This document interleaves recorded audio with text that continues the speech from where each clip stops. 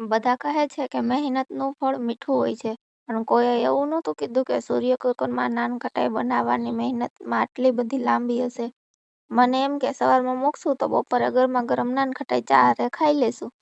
પણ કુદરતને કંઈક અલગ જ મંજૂર હતું. રેસીપી તો સીધી અને સરસ જ છે. 1 કપ મેંદો, અડધો કપ રવો, ઘી, દળેલી ખાંડને મિશ્રણ કરી થોડી ઇલાયચીનો પાવડર નાખવાનો. થોડા કાજુ બદામ ઉમેરવા હોય તો તમે ઉમેરી શકો છો. બધું મિક્સ કરી મસ્ત ગોળ ગોળ નાનખટાઈ વાળી દીધી. મને થયું આજે તો સોલાર એનર્જીનો પૂરો ફાયદો ઉઠાવવાનો છે. જેવું સૂર્ય કુકર મૂક્યું ત્યાં જ સુરજદાદાએ રજા લઈ લીધી. વાદળાભાઈ એવા આડા આવ્યા કે જાણે મારી નાનખટાઈ સાથે એને જૂની દુશ્મની હોય. 1 કલાક થયો, 2 કલાક થયા, કુકર ગરમ થાય એ પહેલા તો વાદળા છાયો કરી દીધો. માણા એમ કે સૂર્ય કુકરમાં રસોઈ કરવાથી ગેસ બચે, પણ કોઈએ એમ ના કીધું કે આમાં આખી જિંદગી નીકળી જાય.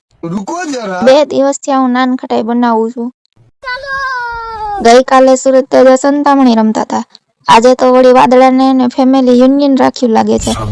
નાનખટાઈ લોટમાંથી હવે પથ્થરમાં બનવા આવી છે, પણ હજી શેકાઈ નથી.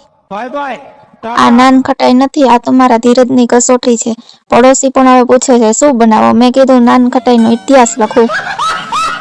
2 દિવસે નાનખટાઈ તૈયાર તો થઈ છે, પણ આને ખાવા માટે હવે પાછા 2 દિવસ સૂરજ સામે મોઢું રાખીને બેસવું પડશે, જેથી પેટમાં પચી જાય. ભાઈ, જો વજન ઉતારવું હોય ને તો સૂર્ય કુકરમાં રસોઈ કરજો. વસ્તુ બને ત્યાં સુધીમાં તો ભૂખે મરી જશે. પછી આજે સુરજદાદા પ્રસન્ન થયા છે અને ગઈકાલે તો અડધી ચડેલી નાનખટાઈ જોઈને મને એમ થયું કે આનું તો શાક બનાવી નાખું કે શું. પણ આજે જુઓ, ભલે 2 દિવસ લાગ્યા, પણ સોલાર કુકરની આ નાનખટાઈનો સ્વાદ ગેસના ઓવન કરતાં પણ ચડિયાતો છે. એકદમ ક્રિસ્પી અને હેલ્ધી. બસ એક જ સલાહ છે, જો તમને પણ આ બનાવી હોય તો પહેલા હવામાન ખાતાવાળાને ફોન કરીને પૂછી લેજો સુરજદાદા મૂળમાં છે કે નહીં.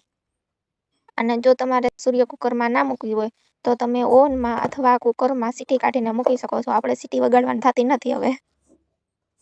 જો વિડીયો ગમ્યો હોય તો લાઈક કરજો અને તમારી સાથે પણ જો રસોઈમાં આવો કાંડ થયો હોય તો કોમેન્ટમાં જણાવજો.